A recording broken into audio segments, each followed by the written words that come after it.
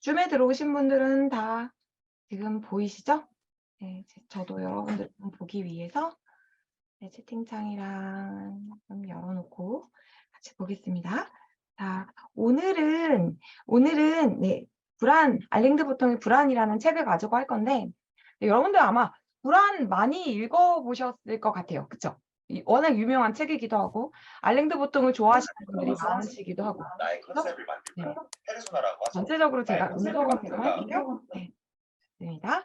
자, 많이 읽어보셨을 거예요. 알랭드 보통의 책은 뭐 워낙 유명하고 이 책 말고도 너무 유명한 책들이 많기 때문에 네, 작년에 제가 또 한 번 다뤘었던 낭만적 연애와 그 후의 일상, 네, 그 책도 알랭드 보통의 책이었는데 네, 굉장히 재밌게 저도 읽었고 여러분들하고 나누는 과정도 재밌었어요. 자, 오늘은 알랭드 보통의 불안이라는 책을 다룰 건데요. 여러분들 불안 많이 느끼세요? 어때요? 불안은 거의 나의 인생과 거의 세트다. 나 맨날 같이 간다, 불안을. 친구처럼 데리고 산다. 뭐 이렇게 생각하실 수 있을 것 같아요. 오늘 이제 불안을 조금 해소해 보면 어떨까. 오늘 이후로는 그 불안을 좀 이제 상쇄시키고 더 이상 불안하지 않는 삶을 좀 살아보면 어떨까 하고 생각을 해봅니다. 자, 그러면 어떻게 그럴 수 있는지 여러분들하고 같이 얘기를 해볼게요. 그만 불안하고 싶은 여러분들하고 함께합니다. 첫 번째 보시면요, 제가 총 다섯 가지 항목을 나열해 놨어요. 이 다섯 가지 항목 중에서 우선순위별로 한번 번호를 써보시겠어요? 1, 2, 3, 4, 5번이죠. 제가 우리 라방에 지금 참여하고 계시는 분들을 위해서 좀 읽어드릴게요. 1번, 사람들로부터 환영받지 못한다고 느낄 때가 많다. 2번, 내가 성공하고 싶은 이유는 다른 사람의 코를 납작하게 해주고 싶어서다. 3번, 나름 열심히 살았는데 친구가 고액 연봉 받으며 승승장구하는 모습을 보면 현타 온다. 4번, 사람은 능력만큼 성공할 수 있으며 성공하지 못한 사람은 능력이 부족한 이유가 가장 크다. 5번, 외부적인 요인으로 인해 삶의 행불행이 결정되는 것이 무엇보다 힘들다. 자, 요 다섯 가지 지금 들으셨죠? 네, 요 다섯 가지의 우선순위를 한번 매겨보시겠어요? 나는 요런 우선순위다. 가 있으시면 한번 매겨보시면 좋겠습니다. 네. 5, 4, 2, 3, 1. 네, 혜인님 가장 빨리 역시 네, 깔끔합니다. 5, 4, 2, 3, 1. 네. 외부적인 요인에 의해서 네, 하시는 게 가장 힘들다고 하셨고 그거에 가장 공감하셨고 그다음에 능력만큼 성공한다고 생각한다. 그다음에 다른 사람의 코를 납작하게 해주고 싶다. 네, 저 이런 멘트를 실제로 들은 적이 있거든요. 네, 그다음에 또 친구가 고액 연봉 받으면 현타 온다. 그다음에 사람들로부터 환영받지 못한다고 느낄 때가 많다. 네, 요 순서로 해주셨어요. 자, 다른 분들도 순서가 좀 정해지셨으면 채팅창에 좀 이렇게 써봐 주시겠어요? 어떤 순서로 여러분들은 생각을 하고 계신지 네, 한번 써봐 주시면 네, 유한님 53421 5번이 아주 압도적으로 많네요. 오, 신기하다. 네, 53421 51234 54321 네, 14352 41523 53124 네, 5가 압도적으로 네, 우선순위에 배치되네요. 53241 네, 두 번째는 3번 아니면 4번 네, 1번도 있고 네, 그런 것들이 좀 왔다 갔다 하고 있고요. 그쵸? 네, 좋습니다. 54231 네, 요렇게도 있고 정말 5번이 압도적이네요. 외부적인 요인으로 인해서 삶의 행불행이 결정되는 게 가장 괴로우시군요. 알겠습니다. 자, 지금 여러분들이 우선순위를 꼽은 요 다섯 가지는 이 알랭드 보통의 책 불안 안에 들어있는 불안의 요소 다섯 가지를 제가 재구성해서 문장으로 만들어 본 거예요. 자, 요 것들이 이제 어떤 이야기들을 담고 있는지 우리 한번 보도록 하겠습니다. 자, 여러분들이 이제 요거를 보시면 좀 아시겠지만, 네. 요거를 보시면 좀 아시겠지만, 자, 사회적 지위가 우리한테 미치는 이제 영향을 좀 정리를 좀 해봤어요. 정리를 좀 해봤더니 크게 1차, 2차, 3차 이렇게 나눌 수가 있는 거예요. 우리 일단 사회적 지위라는 게 뭔지 좀 먼저 알아볼까요? 사회적 지위가 뭐죠? 여러분? 자, 사회적 지위가 뭘까요? 사회적 지위. 자, 채팅창에 좀 써주시면 제가 보고, 네, 같이 이야기를 할게요. 직업? 네, 직업이라고 얘기할 수도 있겠어요. 그쵸? 가장 좀, 우리가 대표적으로 생각할 수 있는 내용이기도 하죠. 직업. 네, 타이틀. 타이틀. 굉장히 직접적인 단어다. 그죠? 타이틀. 네, 또 어떤 거 있을까요? 어떤 게 있을까요? 네, 또, 세상에서 나를 보는 위치. 네, 월수익. 네, 월수익, 그쵸? 네, 월급 뭐 이런 것도 될 거고, 유명세, 네, 맞습니다. 그런 내용들도 당연히 될 거고, 사는 곳, 맞아요. 강남에 사냐, 강북에 사냐, 혹은 서울에 사느냐, 지방에 사느냐, 뭐 이런 것들로 이렇게 구분해서 생각하시는 분들도 계시죠. 그다음에 사랑받는 정도, 달콤해요, 달콤해요. 네, 근데 아까 사랑받는 정도는 전혀 인생에 영향을 끼치지 않는다고 제일 마지막으로 쓰신 것 같은데, 네, 좋습니다. 타인이 나를 부르는 직함. 그렇죠. 네, 맞아요. 그것도 사회적 지위라고 우리가 얘기할 수 있을 것 같습니다. 네, 좋아요. 그 사회적 지위, 여러분들이 말씀하신 것들이 전부 다 사회적 지위죠. 세상이 나를 보는 시선. 네, 그것을 이제 우리가 쉽게 얘기하면 사회적 지위라고 얘기를 할 수가 있겠는데요. 이 사회적 지위가 우리한테 미치는 영향을 세 단계로 나눠보면 첫 번째는 지위에 의해서 생존, 혹은 어떤 내가 누릴 수 있는 어떤 범위가 결정이 된다. 이 문제가 가장 1차적으로 발생을 하는 것 같아요. 여러분도 그렇나요? 여러분들이 쉽게 얘기하면 뭐 학생일 때나 그다음에 직장인일 때 요때 벌이가 좀 있냐 없느냐 뭐 이런 것들이 생기면서 그러면서 좀 차이가 나죠. 학생 때 쓰는 돈의 어떤 규모와 그다음에 직장인일 때 또 쓸 수 있는 규모가 조금씩 다르잖아요. 네. 그런 부분에서 조금 차이가 날 수 있을 것 같아요. 그쵸? 그래서 일단 내가 지위가 차이가 나면 첫 번째는 내가 그 지위로 이 사회에서 생존할 수 있느냐, 생존에 필요한 충분한 어떤 벌이를 할 수 있느냐, 뭐 그런 것들이 이제 보장되느냐, 뭐 이런 것들을 가장 먼저 1차적으로 느낄 수가 있고요. 두 번째는 다른 사람들의 지위에 의한 시선으로 인해서 마음의 상처를 받는 것. 네, 그것이 두 번째 영향이 될 것 같아요. 뭐 이건 상처라고 제가 표현을 했지만 오히려 기쁨일 수도 있겠죠. 거꾸로. 그렇죠? 그래서 예를 들어서 사회적으로 좀 인정받는 지위, 우리가 흔히 사자라고 얘기하는 그런 지위들 있잖아요.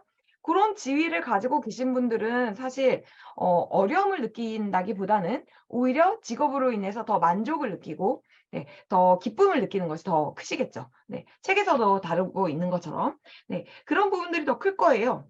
그다음에 그것 너머로 그 이상을 좀 보자면 네, 2차적인 이유에 의한 자아상의 왜곡이 일어난대요. 이게 좀 말이 어려운데 어떤 얘기냐면 사람들이 나를 내가 뭐 예를 들어서 그런 사자 직업이 아닌 직업을 가지고 있어.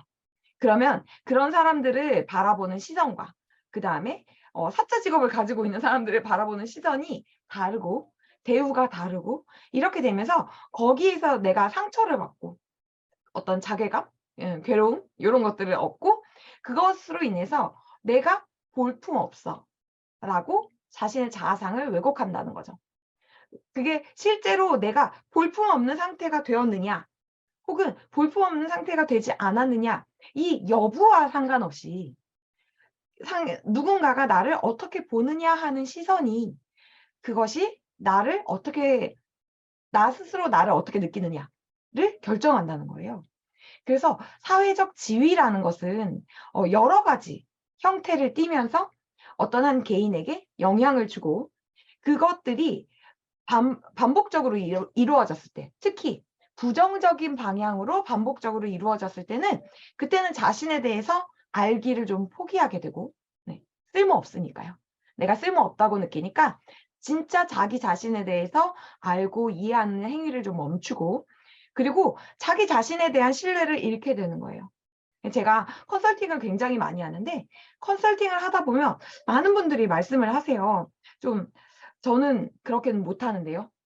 저는 잘 할 수 없는데요.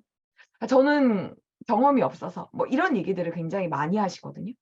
그런데 그런 부분들이 지금 우리가 보고 있는 신뢰를 상실했다라는 상태라고 볼 수가 있는 거죠. 그래서 내가 나에 대해서 잘 알아보고 나에 대해서 잘 정의하고 이런 단계가 있어야 되는데 그런 단계가 어떤 외부의 시선에 의해서 자연스럽게 자아상이 왜곡이 되면서 그러면서 자기가 자기를 알 기회 그리고 그런 것들을 통해서 자기를 믿어볼 수 있는 기회 이런 것들을 상실하게 되고 이렇게 자신에 대한 지식 그다음에 자신에 대한 신뢰 이런 것을 잃고 나면 결국에는 불안이 온다는 거죠.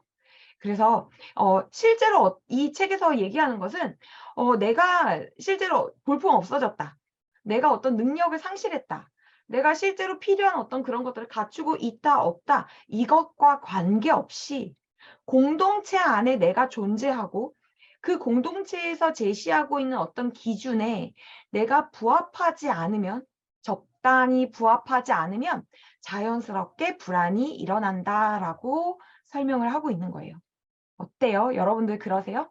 실제로 내가 특별히 무언가를 잘못했다거나 혹은 내가 특별히 무언가가 부족하다고 생각하진 않지만 나만 놓고 보면 어떤 공동체 안에 들어갔을 때 내가 직업을 구하려고 할 때나 혹은 내가 지금 우리 인스타를 통해서 이 인스타 세상에서 내가 인정받으려고 할 때 뭐 이럴 때 내가 좀 부족하다. 아, 내가 사람들로부터 거부당하고 있다. 팔로워가 특히 적으신 분들은 그렇게 많이 느끼시잖아요. 아, 내가 좀 거부당하고 있다. 내가 나를 사람들이 인정해주지 않을 거다. 혹은 심지어 인정하지 않고 있다. 이렇게 많이 느끼시는 것 같아요. 그렇죠? 그런 것들이 실제로는 우리가 잘하고 잘못하고 이런 걸 떠나서 공동체 안에 있다는 어떤 그 이유로 이런 불안이 야기된다라고 알랭은 설명을 하고 있습니다. 자, 그러면 우리가 이 알랭드 보통의 책은 그렇게 쉬운 책은 아니에요. 알랭드 보통의 책들은 다 그렇게 쉽지 않아요. 그래서 조금 예를 들어서 설명을 하면 여러분들이 훨씬 더 피부에 와닿게 좀 이해하실 수 있을 것 같아서 예를 하나 제가 들고 왔어요. 자, 이 사람은 대한민국 사회에서 지방대 출신이에요. 네, 지방대 출신인 분들은 아시겠지만 지방대 출신이 가지고 있는 어려움들이 있죠. 네, 그 다음에 나이가 또 많아졌대요. 나이가 적지 않고 그리고 또 경력도 이렇게 일관되게 딱 나타나는 게 아니라 이렇게 했다가 또 저것도 했다가 그것도 했다가 막 이러면서 왔다 갔다 막 이렇게 하는 거예요. 그죠? 막 이렇게 하고 또 몇 번의 사업을 또 시도해 봤어요. 시도해 봤는데 그것도 막 와장창 실패한 거예요. 예, 그로 인해서 공황장애도 앓고 우울증도 앓고 이렇게 이런 경험들을 쭉 쌓아왔다는 거죠. 이 사람이 느끼는 계속 동일한 어떤 그 감정의 기조는 불안해, 힘들어. 왜 나만 안 되지? 나는 왜 안 되지? 나는 왜 남들처럼 잘 살 수 없지?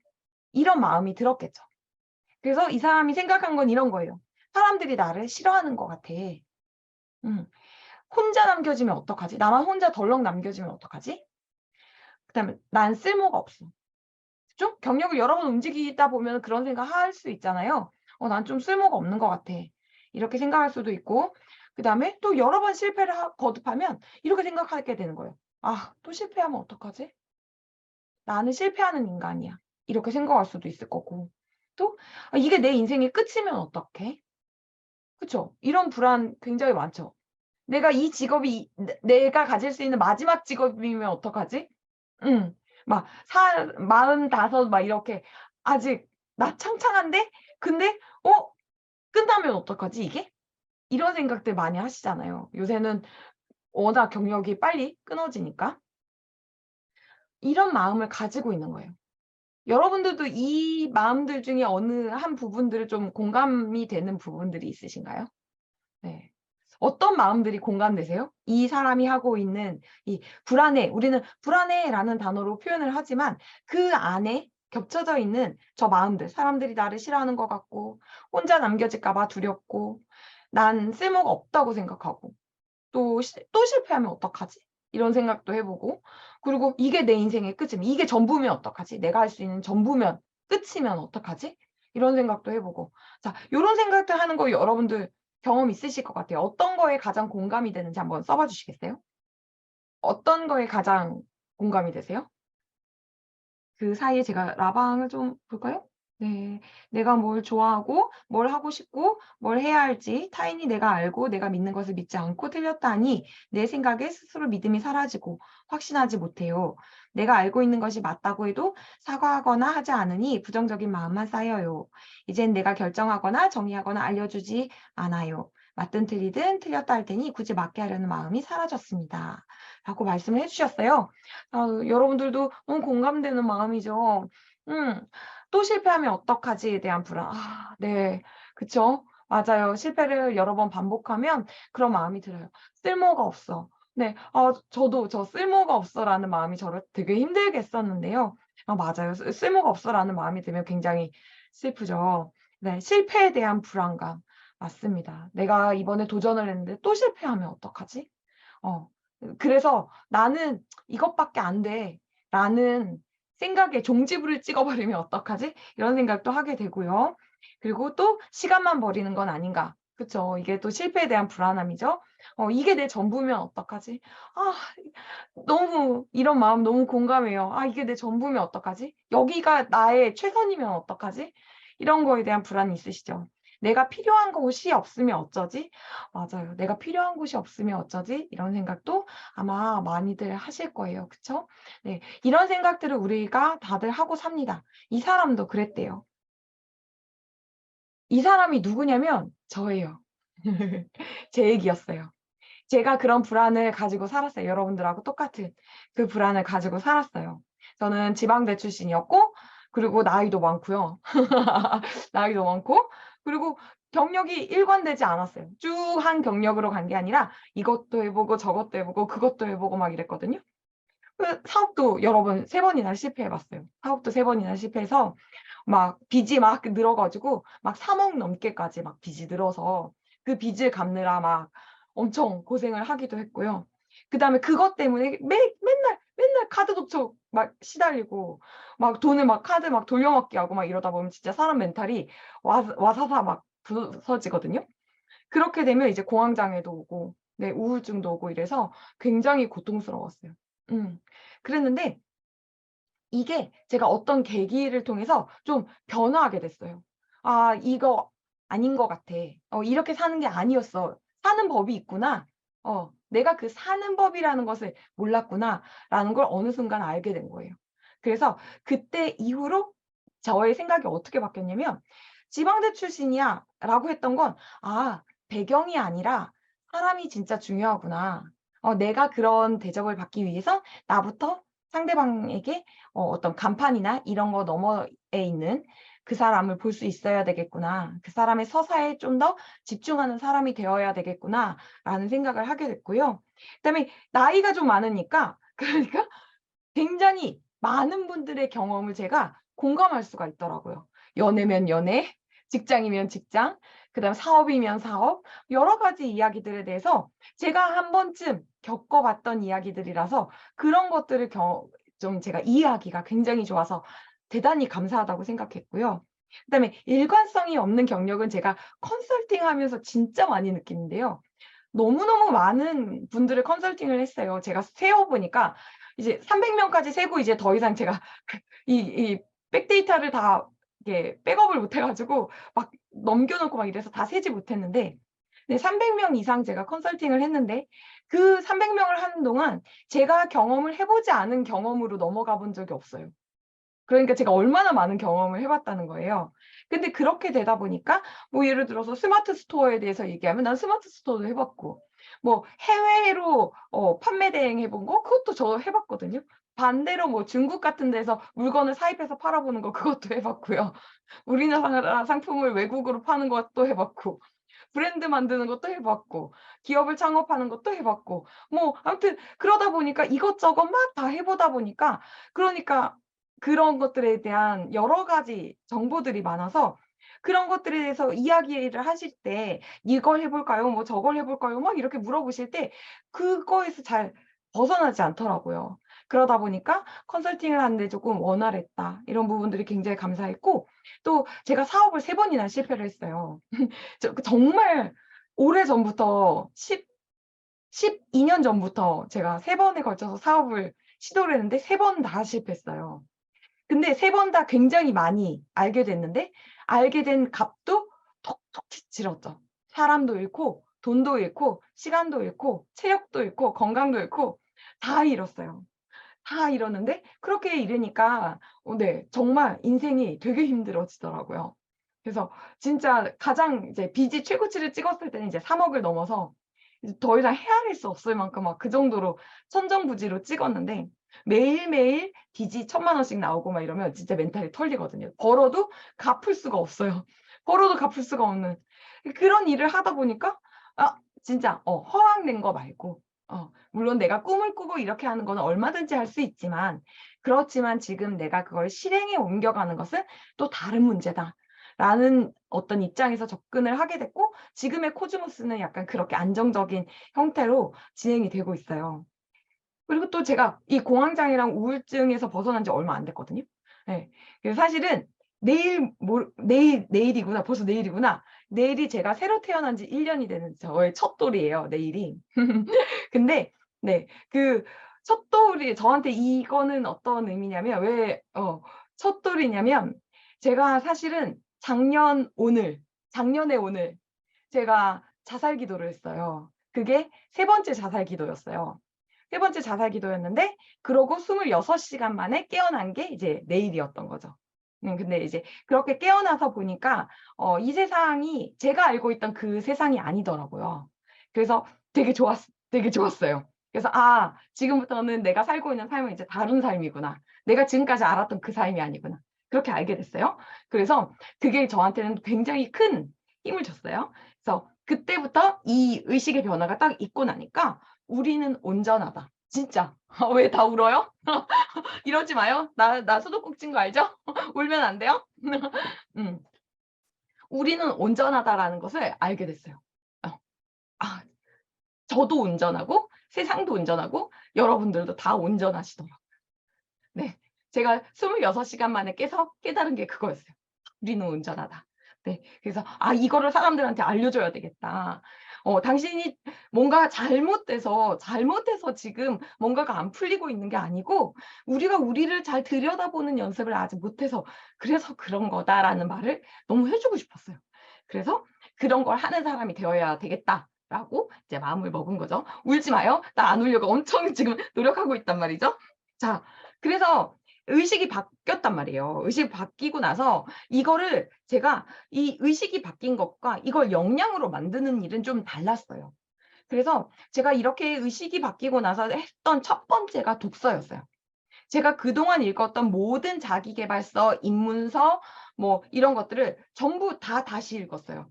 그게 5 월부터 6월 달까지였어요. 그래서 그때 5 월, 6 월, 7 월, 8월 이때 작년에 5 월, 6 월, 7 월, 8월 제 독서 인증을 보면 기하급수적으로 독서량이 늘어나요.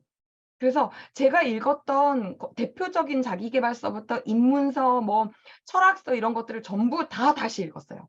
네 모든 철학자들의 어떤 이런 것들을 전부 다 읽었어요. 그러니까 제가 알게 된 '우리는 온전하다.'라는 것을 각자 다 다른 방식으로 설명하고 있더라고요. '아 그렇구나. 이게 진짜구나.'라는 것을 알게 됐어요. 알게 됐더니 내가 그렇게 아팠던 나를 제가 가장 잘 위로할 수 있겠더라고요. 왜냐면 그런 부분들 때문에 아팠으니까. 그 아팠던 나를 나는 이해할 수 있겠는 거예요. 그래서 '아 그렇구나. 사람들은 자기가 가장 아팠던 순간에 자기를 위로하고 싶어 하는구나. 왜냐하면 사람은 선량한 마음을 가지고 있으니까. 온전한 존재라서 내가 위험하지만 않으면, 내가 위험하지 않다라고 느끼면 사람들은 누구나 누군가를 돕고 싶어 해요. 그런데 누군가를 돕고 싶어 하냐면 내가 가장 힘들었을 때 나를 돕고 싶어 해요. 그 모습을 띠고 있는 사람들. 그 사람들을 너무 돕고 싶어 하는 거예요. 그래서 '그 사람들을 도울 수 있는 거구나.'라는 걸 알게 됐고 제가 그렇게 돕고 싶지만 반대로 한계도 알았어요. '모든 사람과 관계를 맺는 건 불가능하다. 그거는 제가 할 수 있는 일이 아니다. 분명히 제가 가지고 있는 어떤 한계는 알고 있어야 된다.'라는 걸 깨닫게 됐죠.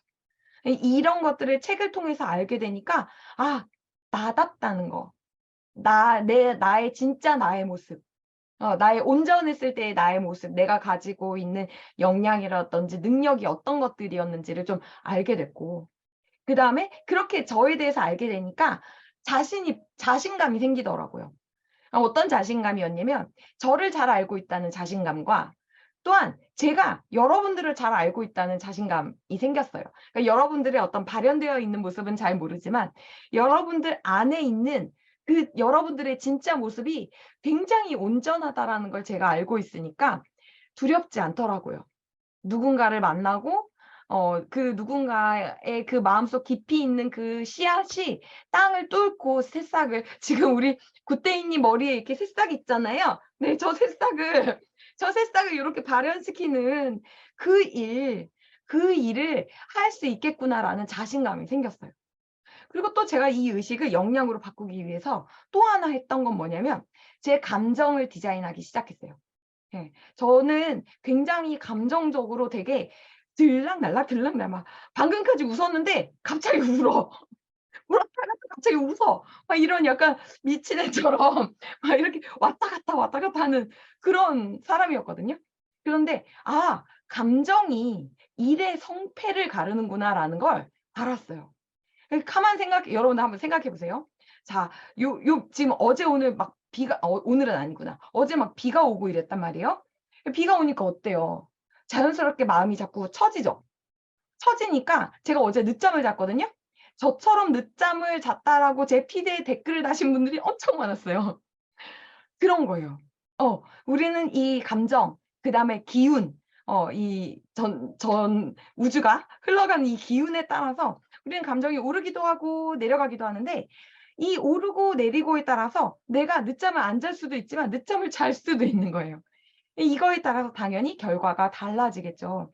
그래서 '아 내가 필요한 감정을 내가 선택할 수 있어야 된다.'라는 걸 제가 알게 됐고 그래서 '아 감정을 내가 직접 선택하고 디자인하겠다.' 요렇게 생각을 하게 됐고 그걸 하기 위해서 했던 일들이 이제 '새로운 시선과 해석 방법을 내가 가져가야 되겠다.' 세상은 변하지 않아요. 그죠? 세상은 변하지 않아요. 변한 건 저의 의식이란 말이에요. 그러면은 저는 어떤 것을 기존하고 똑같이 해석하고 똑같이 받아들이면 변화가 없는 거죠. '아 새롭게 내가 해석할 줄 알고 새롭게 바라볼 줄 아는 눈이 필요하다.'라는 걸 알게 됐고 두 번째는 아주 '별 볼 일 없는 것에 감탄해야 되겠다.' 별 볼 일 없는 거에 감탄해야 되겠다는 생각을 했어요. 지나가면서 보는 그 뭐지? 민들레 씨. 너무 예쁘잖아요. 요새 민들레 씨 엄청 많더라고요, 거리에. 하얗게 이렇게 동글동글 토실토실 이렇게 맺혀져 있는 그것들을 보면서 '와 예쁘다. 와 봄이다.' 이렇게 느낄 수 있고 추우면 추운 대로 따뜻하면 따뜻한 대로 '와 추워서 너무 좋다. 와 따뜻해서 너무 좋다. 아 햇살이 정말 기분 좋네.' 이런 감탄할 수 있는 그런 제가 되어야 되겠다고 생각을 했어요. 또 하나는 저만의 고유한 해석을 누군가에게 전달할 수 있어야 되겠다. 제가 '우리는 온전하다.'라는 것을 알게 됐잖아요. '우리는 온전하다.'라는 것을 사람들한테 전달해야 되겠다. 그런 생각을 하게 됐어요. 네. 그런 것들이 가능하게 됐고 그런 것들이 가능하다 보니까 당연히 그 과정에서 '나는 되게 쓸모가 있다.'라고 느끼는 거죠. 그렇겠죠. 내가 전달할 이야기가 있고 그거는 오로지 나의 독자적인 해석에 의한 것이고 이러니까 당연히 '나는 굉장히 쓸모 있는 사람이야.' 이렇게 되고 그리고 내가 감정을 잘 디자인할 수 있으면 공감력이 엄청 올라가요. 왜냐면 내가 내 감정을 잘 핸들링할 수 있기 때문에 어떤 외부적인 자극에 의해서 뭐 오르락내리락 막 이렇게 하지 않기 때문에 그런 공감 능력이 되게 늘어났어요. 이 역량이 된 거죠. 세 번째는 약간 이렇게 어떤 것을 삐딱하게 보는 잠시만요. 제가 음소거를 좀 할게요. 네. 어떤 바깥에 나타나는 어떤 일들을 약간 이렇게 15도 이렇게 기울어 가지고 삐딱하게 요렇게 보는 그런 시선을 갖추는 게 좋겠다라고 생각을 했어요. 그게 어떤 거냐면 이 세상의 주류들이 결정한 일들이 있어요. 뭐 예를 들면 이런 거예요. "착하게 살아라." 착하 여러분들 착하게 살고 있어요? 착하게 살고 있어요? 자, 착하게 살고 있다면 착하게 산 것에 의해서 여러분들은 충분히 보답을 받으셨어요? 아, 난 착하게 사니까 진짜 이 세상이 나한테 돈도 주고, 명예도 주고, 기쁨도 주고, 친구도 주고, 그렇게, 회답하던가요? 네. 그게 딱, 그렇지 않죠. 네. 착하게라는 걸 정의하는 것도 굉장히 어렵지만, 착하게 산다라고 한다고 한들, 그걸 무언가로 피드백을 받거나, 그렇게 하는 경험들은 그렇게 많지 않으실 거예요. 그러니까 아마 그렇게 해가지고 받은 게 있으면 막 뉴스에 나오고 이러는 거죠. 막, 지하철을 우리가 다 같이 막 들어 올려가지고 밑에 깔린 사람을 이렇게 꺼냈다거나 막 이러면 이제 막, 찬사를 받고 이렇게 하잖아요. 그런 것처럼. 네.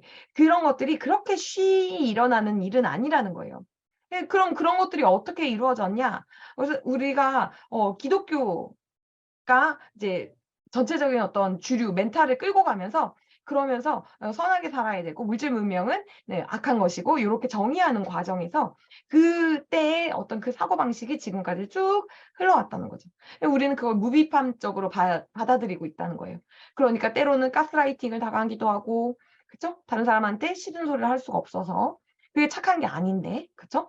그런 일들이 이제 벌어졌다는 거예요.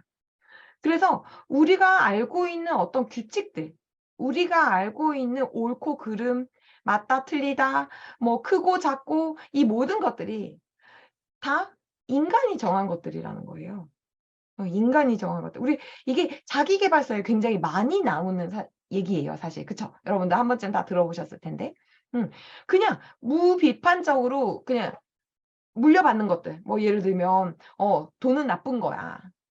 그리고 돈 밝히면 안 된다. 막 이런 얘기 우리 많이 듣고 자랐잖아요. 그런데 그런 것들이 우리 한참을 지나서 우리한테 물려진 것임에도 불구하고 그것에 대해서 이렇게 비판적인 시각 없이 그냥 받아들이고 있다는 거죠. 즉, 인간이 결정한 것들은 다시 뒤집어서 얘기하면 누구나 그것을 바꿀 수 있다는 얘기인 거예요. 바꿀 수 없다. 이건 아니라는 거죠. 의사는 돈을 많이 벌어. 하지만 의사가 아닌 사람들은 의사만큼 벌 수 없어. 뭐 이런 것들. 이런 것들이 지금 사실 AI가 대두되면서 많이 흔들리고 있잖아요. 그러니까 우리가 인간이 이렇게 정했어 라고 얘기하는 거. 뭐 사회 규범도 그렇고요. 법률도 그렇고. 그쵸? 그래서 나라마다 법률이 조금씩 다르잖아요. 어디에서는 이게 마약인데 어느 나라에서는 이게 마약이 아니고. 막 이런 것들을 우리가 볼 수 있잖아요.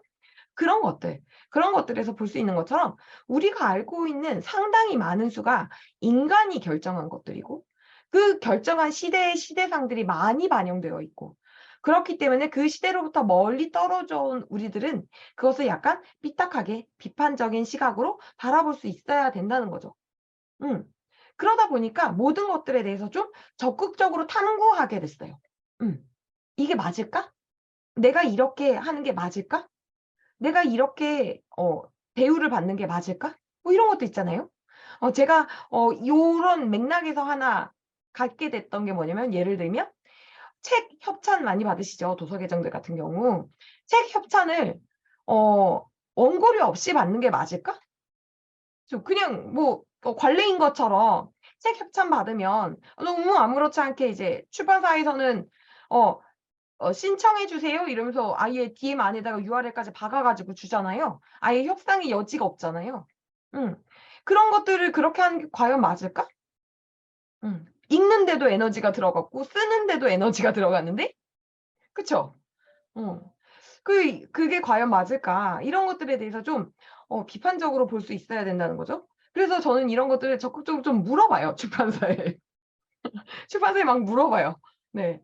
"이거 얼마 주실 수 있어요?" 뭐 이렇게 물어봐요. 예. 근데 "왜 그렇게 책정이 됐느냐? 제가 어떻게 하면 이 금액이 더 늘어날 수 있느냐?" 막 물어보거든요. 이렇게 당연히 막 이렇게 대드는 막 싸우자 막 이거 아니고 예 그냥 물어보는 거예요. "아 어떻게 하면 이 금액을 쪼끔 더 제가 올려받을 수 있어요? 저 커뮤니티가 있는데 이런 커뮤니티랑 같이 하면 쪼끔 더 받을 수 있나요?" 뭐 이런 것들을 확인을 하고 더 많이 혜택을 공유할 수 있게끔 자꾸 설계하는 거죠. 그러니까 적극적으로 자꾸 응대하게 되는 것 같고, 반대로 출판사에서 원하는 것이 있으시면 얘기하시라라고 또 적극적으로 수용하는 편이기도 해요. 예.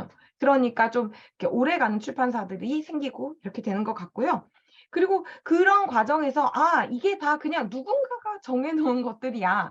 그것도 상당히 오래전에 '이 시대를 경험해 보지 못한 사람들이 정해 놓은 규칙이야.'라고 생각을 하니까 그 규칙에 좀 제가 당당하게 임할 수 있겠더라고요. 그래서 예를 들면 제가 이렇게 연배 차이가 나는 이렇게 위에 분들한테 제가 약간 굉장히 이렇게 막 쪼그라드는 그런 게 있었거든요. 또 사회적으로 굉장히 약간 유명하시고 막 이런 분들 있으면 저도 모르게 막 몸이 움츠러들어서 뭔가 말을 잘 못하고 이런 게 있었는데, 제가 요새 좀 유명하신 분들을 자꾸 만나게 되는 기회가 생기는데 그런 자리에서 그러지 않고 있는 저를 발견했을 때 진짜 엄청난 희열을 느꼈거든요. '와 쪼그라들지 않네. 아 저 사람들의 매력을 내가 발견하려고 굉장히 적극적으로 저 사람들을 탐구하고 있고 그 안에서 내가 발전하려고 되게 애쓰고 있네.' 이런 저를 발견하면서 되게 기분이 좋더라고요. 그래서 '아 당당할 수 있는 거구나.' 이런 것들을 또 알게 됐어요. 자 요것 말고도 또 있겠죠? 제가 아까 뭐라고 얘기했냐면 제가 "깨달았다." 이렇게 얘기를 했잖아요. 이 깨달았다는 표현이 마치 그 석가모니 부처님이 깨달은 것처럼 그런 깨달음이라고 생각하시면 제가 상당히 부담스럽고요. 저는 아직 돈도 좋고 벤츠도 한번 몰아보고 싶기 때문에 네 그렇게 봐 주시면 안 되고요. 저의 깨달음은 이제 다른 깨달음이라는 거 네 그렇게 이해해 주시면 좋겠고, 네 어떤 거를 제가 좀 알고 싶었냐면, 제가 사실은 자살 기도를 하기 전에 제가 궁금했던, 저를 고통스럽게 했던 건 뭐였냐면 '그래서 나는 뭘 믿고 살아야 돼'였어요. 어 그렇잖아요. 이게 인간들이 다 정해 놓은 것들이고 어 다 바뀔 수 있는 거야. 그러면 내가 무언가를 믿어야 된다면 변하지 않는 걸 믿어야 되잖아요. 그래야 내가 거기를 목적지로 삼고 무언가를 노력을 할 거 아니에요. 제 노력이 어디로 가는지도 모르고, 내가 지금 부산으로 가는지 목포로 가는지 제주로 가는지 뭐 프랑스로 가는지 영국으로 가는지도 모르고 노력을 할 수는 없는 거잖아요. 그러니까 어딘가를 향해서 가려면 내가 목표치를 잡아야 되고, 그거는 '변동이 있지 않았으면 좋겠다.' 그 생각을 했어요. 그 생각을 했는데 그게 뭔지를 모르겠는 거예요. 변하지 않는 것이 무엇인지. 왜냐면 사회 규범 이런 거 다 변하잖아요. 그죠? 선악 이것도 다 변해요. 그죠? 니체 봐요. 니체식의 사고 얼마나 멋있어요. 그죠? 그래 다 변한단 말이에요. 다 변하는데 그럼 변하지 않는 게 뭐야? 변하지 않는 거를 내가 믿고 가야 되지 않겠어? 내가 믿는 거는 변하지 않는 거여야 되지 않을까? 이게 저한테 되게 고통스러웠는데 그게 없더라고요. 심지어는 내가 매일 아침 '살아야 되겠다고 결심하기 때문에 산다.'라는 사실을 알았어요. 어. 나는 그냥 사는 줄 알았는데 '내가 매일 아침 산다.'라고 결정했으니까 살고 있는 거구나. 그 얘기는 반대로 내가 매일 아침 눈을 떴을 때 '아니야. 나는 더 이상 오늘을 살 필요가 없어.'라고 결정하면 살지 않을 권리도 내가 가지고 있구나. 심지어 생사조차 '나에게 그 결정권이 있구나.'라는 생각을 하게 되니까 '그럼 도대체 정해져 있는 게 뭐야?' 이렇게 된 거죠. 도대체 뭐가 정해져 있는 거고 '나는 도대체 무엇을 향해서 살아야 되는 거야?' 이런 질문을 하게 됐어요. 그렇게 하고 그거를 이제 탐구하기 시작한 거죠. 그렇다 보니까 이제 제가 26 시간 만에 깨서 처음으로 딱 알게 된 게 '아 세상이 이렇게 생겼구나.'라는 걸 알게 됐고 '아 나와 이 세상의 관계는 이런 거구나.'라는 걸 알게 됐어요. 간단하게 얘기하면 이건 이제 본론에서 벗어나니까 간단하게 얘기하면 이 세상은 나와 나의 거울만 있어요. 나와 나의 거울만 있어요. 여러분들은 저한테는 다 저의 거울들이시고, 또 여러분들 눈에는 제가 여러분의 거울이 되는 거예요. 그래서 항상 어떤 문제가 발생했다 그러면은 즉시 내 마음에 그것을 반사시킨 구석이 없는가를 들여다보게 되는 거예요. 그렇게 되면 그 문제가 자연히 해결이 되더라고요. 그래서 '아 이게 이렇게 생겼구나. 아 그러면은 내가 내 마음을 잘 밝히는 게 굉장히 중요하구나.' 이런 걸 알게 됐어요.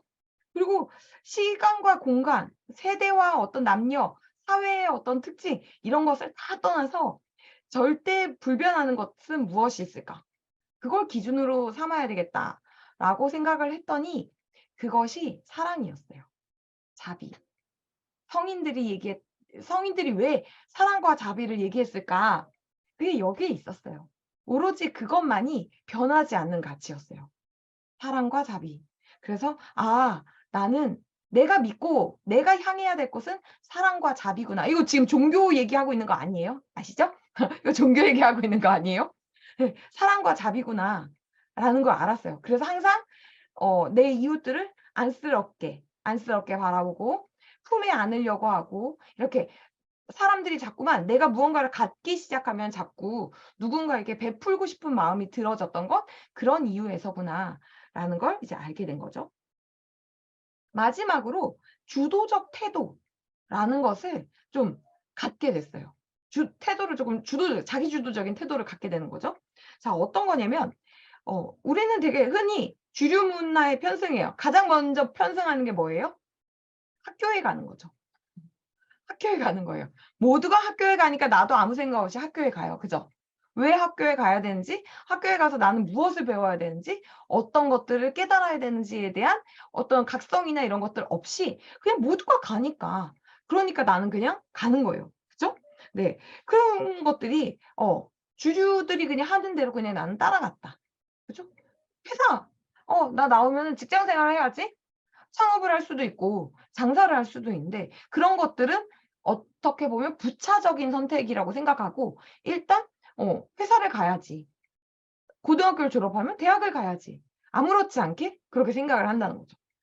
그런 것들이 왜 그렇게 해야만 할까라는 것들에 대해서 좀 생각을 해보게 된다는 거죠. 그러다 보니까 나만의 아이덴티티가 구축이 돼요. 자연스럽게. 그거에 대해서 계속 삐딱한 정신을 가지고 있으니까 비판적인 생각을 자꾸 하게 되니까, 그러면은 나는 이렇게 생각해 볼 수도 있겠네. 저런 선택지도 있겠네. 이런 것들을 생각하면서 가게 되는 거죠. 그럼 이 생각들을 그냥 내가 이런 생각들을 하는 것이 자기주도적인 삶이라면, 그렇다면 이 자기주도적인 삶을 계속 꾸준히 유지할 수 있게 하는 장치들이 있었어요. 그 장치가 뭐였냐? 이거 정말 많은 자기계발서에서 공통적으로 말하는 건데요. 첫 번째는 만나는 사람들이에요. 책에도 나와요. 네. 지금 여기 나와 있는 건 다 책에 있는 내용이에요. 그래서 만나는 사람들이에요. 만나는 사람들. 내가 누구를 만나느냐가 나의 자기주도성, 그리고 앞에 나열했던 4가지 의식의 변화가 역량으로 옮겨오는 이 일들을 돕는, 그걸 유지시켜 주는 것. 그것이 만나는 사람들이 제 1번이었어요. 왜 그럴까요? 왜 만나는 사람들이 그렇게 중요할까요? 너무 당연하죠. 그 만나는 사람들로 하여금 내가 영향을 받으니까 그렇죠. 그쵸. 생각이 전염되거나 감정이 전염되거나 이러면서. 그러면서 맞아요. 그 사람들한테 에너지를 얻기도 하고 반대로 상처를 받기도 하죠. 그래서 내 주변에 누가 있느냐가 굉장히 중요한 거예요. 두 번째는 나한테 어떤 인풋이 들어오느냐가 그들로 인해서 결정이 되는 거예요. 나한테 어떤 인풋이 들어오느냐. 그쵸? 내가 예를 들어서 선생님들 사이에 끼어 있어. 그럼 선생님들이 주로 갖는 질문, 선생님들이 갖는 어떤 즐거움, 선생님들이 궁금해하는 호기심거리, 이런 것들이 주된 어떤 관심거리로 나한테 인풋으로 들어오겠죠? 나도 자연히 거기에 관심을 갖게 될 거고. 그런데 반대로 내가 사업가들 사이에 있어. 그러면 사업가들이 하는 것들을 따라하게 될 거예요. 어떤 것들을 투자해야 되는지, 전 세계의 흐름은 어떤지, 지금 우리가 협업할 수 있는 건 없는지, 이런 것들을 이제 우리가 얘기를 하게 된다는 거죠. 그래서 내 주변에 누가 있느냐, 그리고 그들을 통해서 내가 어떤 인풋들을 받아들이고 있느냐, 이런 것들이 내가 어떤 삶을 살아가느냐, 그런 것들을 결정한다는 거예요. 우리 생각해 볼 수 있잖아요. 제가 코즈모스가 이번 주 월요일 날 미니 토론회를 했어요. 서로 세움이라는 사회적 기업과 어린이들을 돌보는 사회적 기업과 미니 토론회를 했어요. 어떻게 하면은 인스타그램을 비롯한 인플루언서들이 선한 영향력을 구체적으로 실현할 수 있을까에 대한 미니 토론회를 했는데, 그 미니 토론회에서도 저희가 많이 느꼈던 것 중에 하나가, 그렇게 시설을 이용하고 있는 어린이들이 굉장히 부모가 잘 케어하고 있는 어린이들에 비해서 정보가 굉장히 극도로 부족했어요.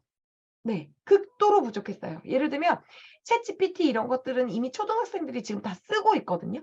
다 쓰고 있는데 그 아이들은 챗GPT가 무엇인지조차도 알 수가 없는 거예요. 그래서 정보량의 격차가 굉장히 심각하다. 그러니까 이 아이들이 건강하게 잘 컸다 손 치더라도 정보량에 이미 그 누적된 시간 동안 쌓인 정보량의 격차가 극복을 하는 것이 상당히 쉽지 않겠다라는 생각을 했거든요. 그래서 그런 부분들을 도와주십사 이렇게 선생님들이 말씀을 하시기도 하시더라고요. 그러니까 그런 것들이 있는 거죠. 그래서 내 주변에 둘러싼 사람들 그리고 내가 주로 받는 인풋 이런 것들이 나를 결정하더라. 그래서 결국에는 이런 것들로 인해서 내가 나답게 사는 일, 그것이 가능해지는 주도적인 어떤 삶이 가능해지는 일이 됐고 당연히 내가 나답게 살기 시작하면 굉장히 단단해져요. 예, 소위 내 멋대로 살고 있는 거거든요. 내 멋대로 살고 있는 거니까 자유로워져요. 누군가의 기준에 맞추지 않아도 되기 때문에. 그리고 굉장히 유연해지죠. 왜 유연해지느냐? 내가 나답게 사는 것처럼 내 앞에 있는 사람들도 다 누구나 나답게 살 권리가 있으며 심지어는 의무가 있다라고 생각하기 때문이에요. 그러니까 나답게 사는 사람들은 상대방들의 삶의 라이프 스타일을 상당히 존중하면서 살 수밖에 없어요. 굉장히 중요한 포인트인 거죠. 그래서 어울려 사는데 굉장히 좋은 역량을 가지게 됩니다. 그럼 이 앞에서 우리가 얘기했던 5가지 볼까요? 책을 읽고 감정을 디자인하고 삐딱한 시선으로 보고 깨달음을 얻고 주도적인 태도로 얘기하는 것. 이게요. 책에 이런 말 없는데요? 없어요. 그런데 뭐라고 되어 있느냐? 자, 이 책에 뭐라고 이거에 대한 해법 이렇게 해가지고 뭐라고 얘기하고 있냐면 철학, 예술, 정치, 기독교, 보헤미아라는 단어로 설명을 하고 있어요. 네. 그래서 이런 것들이 다 우리 지금 현대식으로 설명을 하면 굉장히 어렵게 설명이 되어 있어요, 책에는. 현대식으로 얘기하고 저의 사례에 빗대서 얘기하면 이렇게 볼 수 있다는 거예요. 아시겠죠? 자, 그래서 결국에는 결론은 뭐냐면 관점을 바꾸자는 거예요. 관점을 바꾸자. 달리 보자는 거예요. 사람들이 정해놓은 그것도 주류의 사람들, 지금 이미 기득권 세력이 된 사람들이 정해놓은 그 기준을 가지고 나는 왜 이렇게 그 기준에 부합하지 못할까? 라고 생각하면서 나 자신을 힐난하거나 나를 잘못됐다라고 여기거나 내가 부적응자라고 생각하거나 이렇게 하는 것이 아니라 내가 나에게 맞는 내가 필요로 하는 관점을 세워서 그 관점에서 세상을 보자는 거예요. 제가 아까 깨달음에 대한 얘기를 할 때 뭐라고 말씀을 드렸냐면 자, 제가 뭘 깨달았다? 나와 세상은 전부 나의 거울로 되어 있다. 그러니까 나의 거울인데 나 이상의 기준이 필요가 없어요. 나의 기준으로 그 거울들을 바라보는 거예요. 예, 저 같은 경우에는 모두가 온전하다라는 이제 저의 프레임이 있잖아요. 그러니까 저는 어느 누구도 함부로 대할 수가 없어요. 그쵸? 모두가 저처럼 제가 온전하면 여기 계시는 분들이 성장님이 그다음에 굿데이님이 덕다님이 이 교수님이 말고나님이 러블리오님이 혜인님이 콤님이 다 온전한 사람들인 거예요. 나처럼. 그러니까 이들을 제가 함부로 할 수 있나요? 함부로 할 수가 없는 거예요. 네. 이들의 온전함을 나는 믿고 있는 거죠. 내 온전함을 믿으니까. 이런 것처럼 내가 새롭게 프레임을 갖는다는 것. 조금 더 근원적이고 조금 더 흔들리지 않는 변하지 않는 것을 기준으로 내가 프레임을 다시 재편성한다는 것은 그것은 내가 세상을 바라보는 거예요. 세상이 나를 바라보는 것이 아니고 주어가 달라지는 거죠. 내가 세상을 바라보는 거예요. 그래서 새롭게 앞에서 어렵게 막 얘기했어요. 뭐 불안의 원인은 5가지가 있는데 이런 것들이 있고요. 그다음 불안의 그 해법은 5가지가 있는데 이런 게 있어요. 막 능력주의 막 이러면서 얘기한다면 어렵잖아요. 쉽게 얘기하면 관점을 바꾸자라는 얘기를 그 알랭은 하고 있는 거고요. 불안이라는 것이 결국에는 내가 정하지 않은 것을 기준으로 삼기 때문에 일어나는 것이고 또 내가 아닌 것들과 비교하려고 하고 나와 나를 비교하는 것이 아니고 내가 아닌 것들과 나를 자꾸 비교하려고 하고 그리고 나 외의 사람들의 말을 무비판적으로 수용하면서 생긴 마음의 상태라는 거예요. 그럼 반대로 얘기를 하면 내가 정하고 내가 기준을 정하고 그리고 내가 아닌 것들과는 비교하지 않고 나 외의 사람들의 말을 들을 때에는 나의 관점에서 한번 해석해서 듣고 하는 과정들을 거치면 불안이라는 마음 상태는 발생하지가 않는다는 거죠.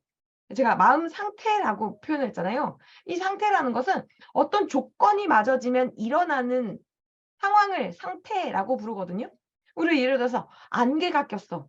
그러면 기온이나 습도나 이런 것들이 맞아지면 안개가 끼는 거잖아요.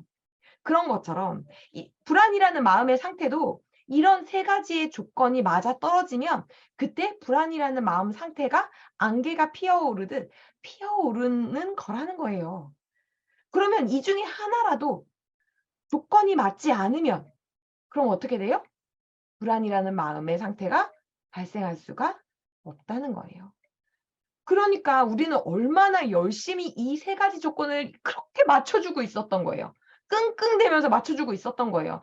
끙끙대면서 내가 정하지도 않은 기준을 가지고 막 나를 잣대질을 하고 막 끙끙대면서 내가 아닌 것들하고 비교하고 또 막 끙끙대면서 남이 하는 말을 수용하려고 그걸로 나를 또 잣대질을 하려고 막 엄청 애를 쓰고 있었던 거예요, 알고 보니까. 그 노력을 놓으면 자연히 불안이라는 마음의 상태는 발생할 수가 없어요.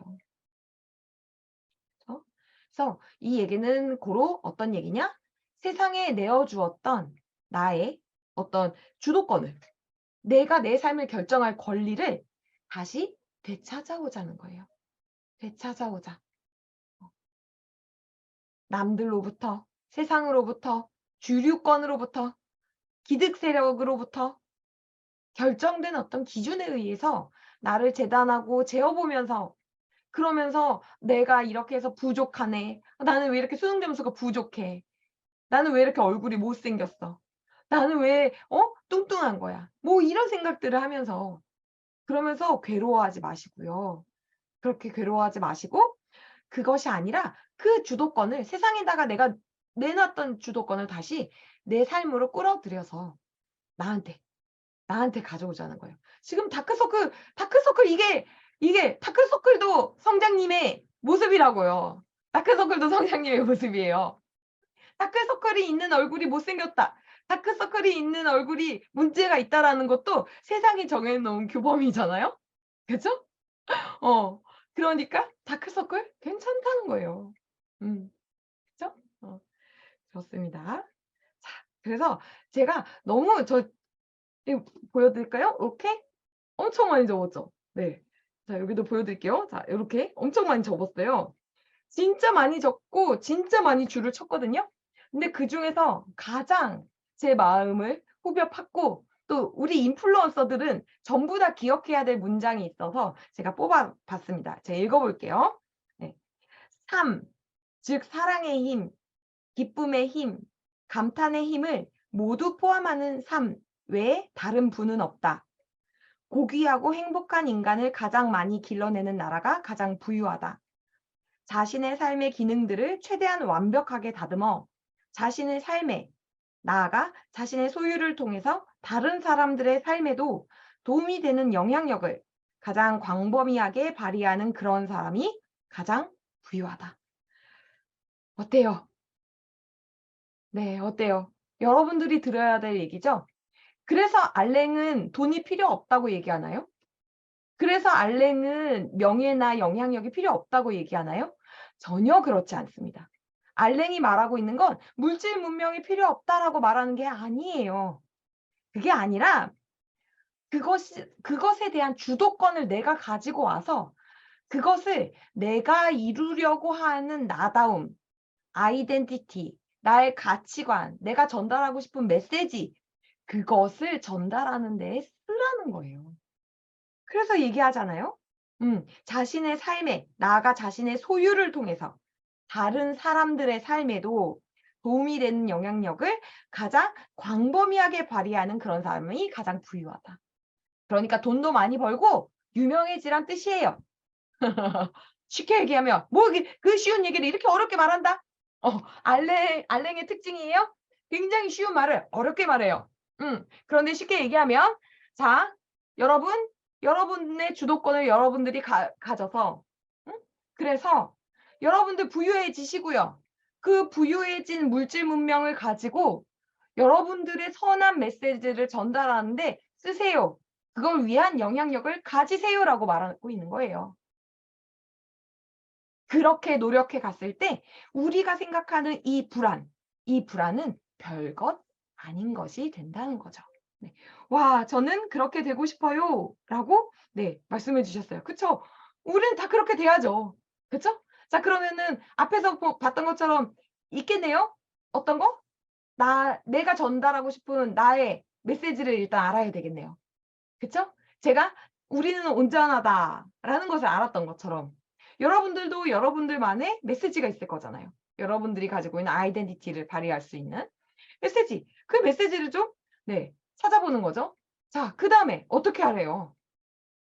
사회에서 정해 놓은 틀에 기죽지 말고 사람들이 말하는 기준을 맞추려고 애쓰지 말고 나다움을 그대로 드러내서 사람들로부터 인정받고 그래서 제일 마지막에 그런 말을 해요 알랭이. 특정한 누군가에게 인정받아야 되는 게 아니라고. 인정받을 수 있는 사람이 굉장히 많다는 걸 깨달아라라고 말하거든요. 우리부터 우리를 인정할 수 있잖아요. 그쵸? 그게 팔로워 수에 맞춰서 지금 우리가 인정하는 건가요 서로를? 일단 적어도 저는 아니에요. 예 왜? 저는 제가 찾은 메시지가 우리는 온전하다니까. 그죠? 우리는 온전하다니까 우리 온전하니까. 여기에 있는 온전한 사람들이니까 다 인정하고 '아 저 사람이 잘 됐으면 좋겠어.'라고 생각을 하게 되는 거죠. 그쵸? 네. 여러분들 다 온전하니까. 그럼 이렇게 온전한 사람들은 어떻게 해야 돼요? 뭐래요? 많이 벌고 많이 가져서 영향력을 갖고 뭐래요? 다른 사람들의 삶에도 도움이 되는 영향력을 많이 가지래잖아요. 그렇게 해 달라고 알랭이 부탁하고 있는 걸로 저는 느껴져요. 네. 그렇게 느껴지시나요? 네. 그래서 여러분들이 해야 될 것은 메시지를 잘 찾아서 그래서 그것을 사람들이 들을 수 있게끔 부와 그다음에 영향력을 갖추시는 것. 음. 그것을 통해서 많이 듣자. 네. 많이 내 얘기를 들을 수 있게끔 "내가 성장하자."라는 얘기를 네 알랭은 하고 있습니다. 여러분 이거 제가 주구장창 우리 코즈모스가 밀고 있는 말이에요. 자 이번엔 우리가 빛날 차례예요. 자 그동안 여러분들 아우 그죠? 자 여러분들 아시죠? 막 맨날 어쩜 이렇게 나는 자비로워. 그죠? 그렇게 남만 밀어줬어. 그렇잖아요. 박해일도 내가 밀어줬고. 그죠? 송중기도 내가 밀어줬고 내가 얼마나 드라마를 많이 봤는데. 그죠? 심지어 알랭드 보통조차도 내가 밀어줬어. 내가 이 사람의 책을 내가 몇 권을 샀는데 말이야. 그죠? 지금도. 내 불안만 2권 있어. 불안만 2권이. 응? 이렇게 내 남들 밀어주느라 참 애썼단 말이에요. 나 칭찬해요 빨리. 자. "아유 나야 남들 밀어주느라 정말 너무 잘했다. 어우 착해. 어우 착해. 어우 넌 정말 착하고 정말 자비로운 인간이야." 자 칭찬 한번 하고 자 이번엔 누구 차례라고요? 우리 차례라고요. 자 이번엔 이제 우리가 이제 나설 차례가 된 거예요. 우리 달리기 시합 해 봤죠? 1 조, 2 조, 3 조, 4조 다 뛰었고 5 조. 자 우리가 이제 뛸 차례고요. 뛸 차례. 지금도 양보하면 안 돼요. 양보하지 마세요. 여러분들이 메시지를 가지고 있으면 네 양보하시면 안 돼요. 알랭이의 부탁처럼 네 물질적인 풍요를 누리시고 영향력을 갖추셔서 여러 사람들에게 여러분들이 깨달은 그 메시지를 전달하셨으면 좋겠습니다. 네 좋아요. 나야 나. 잘했어, 잘했어. 네. 혼란스러운 하루 마무리를 주셨습니다. 아멘. 왜 이렇게 여기저기 아멘이 난무하는 거죠? 네. 저희 독서 모임은 절대 종교적인 성향을 띠지 않습니다. 아시죠? 네. 네. 이게 어쩔 수 불안에 기독교라는 그 파트가 나와 가지고 이렇게 된 거예요. 아시죠? 네. 네. 아실 거라고 생각하며 네, 좋습니다. 오늘 제가 여러분들한테 발제로